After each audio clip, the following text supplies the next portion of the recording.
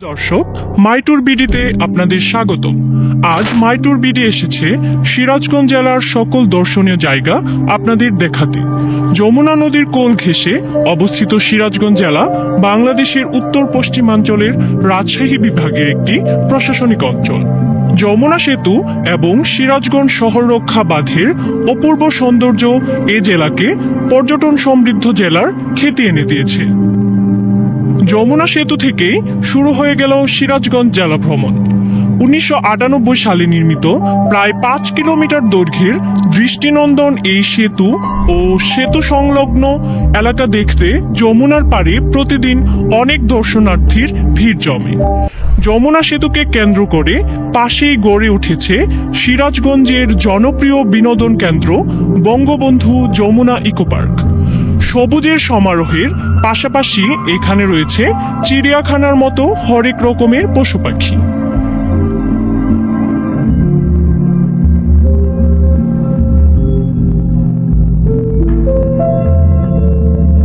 এটি চায়না বাঁধ। অনেক বড় এই বাঁধের কাজ এখনো চলমান। নদীর বাতাসে মন ভালো করার জন্য প্রতিদিন এখানে অনেক মানুষ আসে। প্রচুর বাতাসের কারণে বাতাস থেকে বিদ্যুৎ উৎপাদনের জন্য এখানে উইন্ডমিল স্থাপন করা হয়েছে।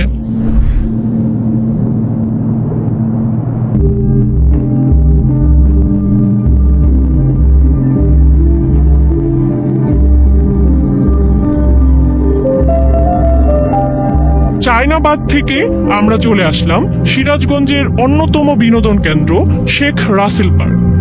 যমুনার তীরে অবস্থিত এই পার্কে অনেক ধরনের রাইড আছে।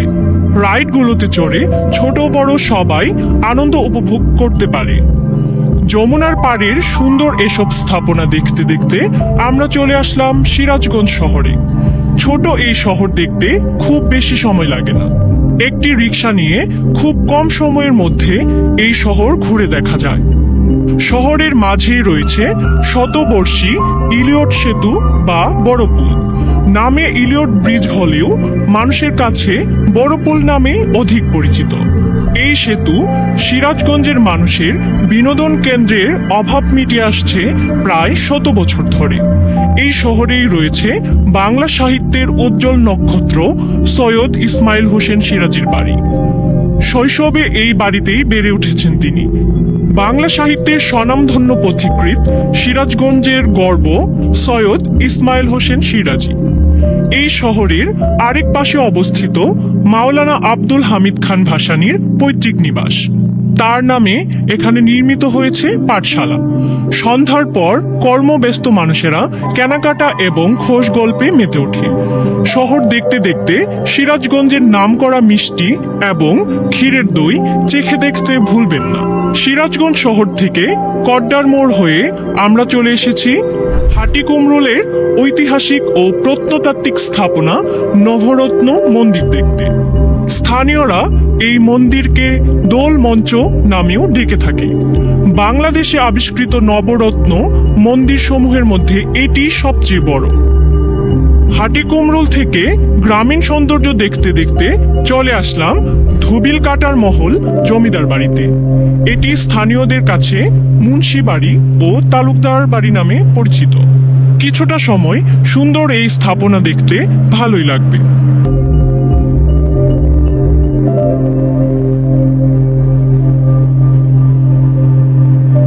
জয়সাগর দিঘির পাড়ে দাঁড়িয়ে গ্রাম্য পরিবেশের আসল স্বাদ নেওয়া যায়।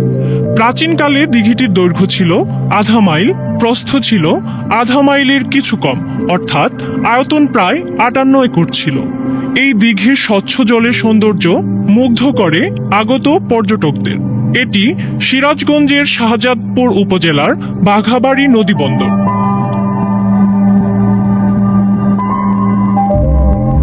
বাঘাবাড়ি বন্দর হল বাংলাদেশের একটি অন্যতম প্রধান নদী বন্দর। এটি বাংলাদেশের রাজশাহী বিভাগের অন্তর্গত। এটি যমুনা নদীর পশ্চিম তীরে অবস্থিত। এই বন্দর দ্বারা চট্টগ্রাম বন্দর থেকে কয়লা, ডিজেল, রাসায়নিক সার নদীপথে আনা হয় ছোট জাহাজে করে।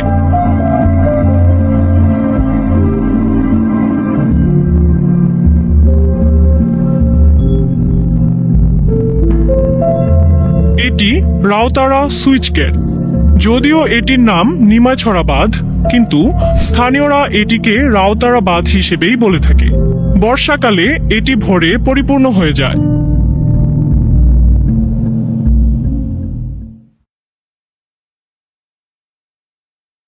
এবার আসবেন রেশম বাড়ি।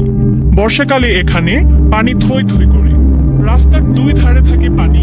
এটা দেখতে ছুটে আসে অনেক দর্শনার্থী।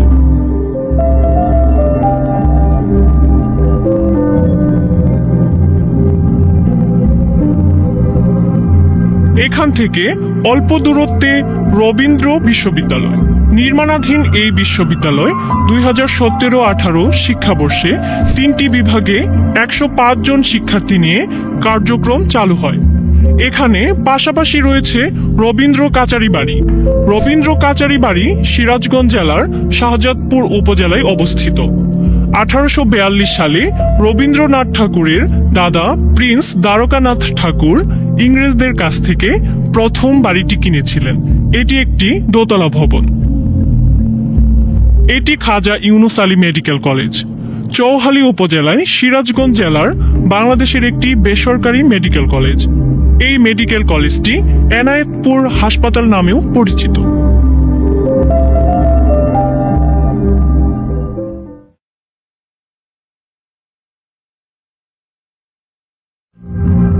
এবার চলে যাব সিরাজগঞ্জের এই অঞ্চলের মূল আকর্ষণ এনায়েতপুর ব্রিজ।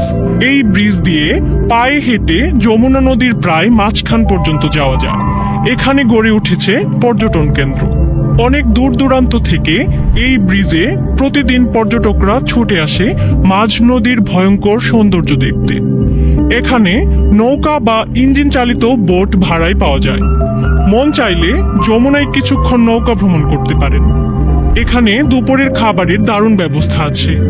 এই নদীর হরেক রকম তাজা মাছের তরকারি দিয়ে ভরা থাকে এখানকার খাবারের দোকানগুলো।